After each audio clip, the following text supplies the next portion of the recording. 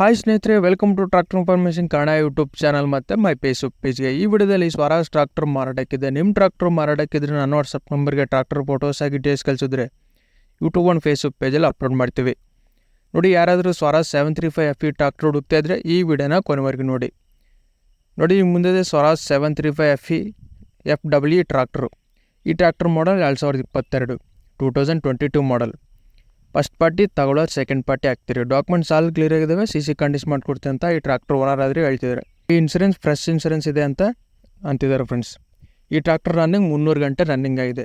300 hours ಆದರೆ ಈ tractor run ಆಗಿದೆ. Engine and gear box good ಕಂಡೀಷನಲ್ಲಿದೆ.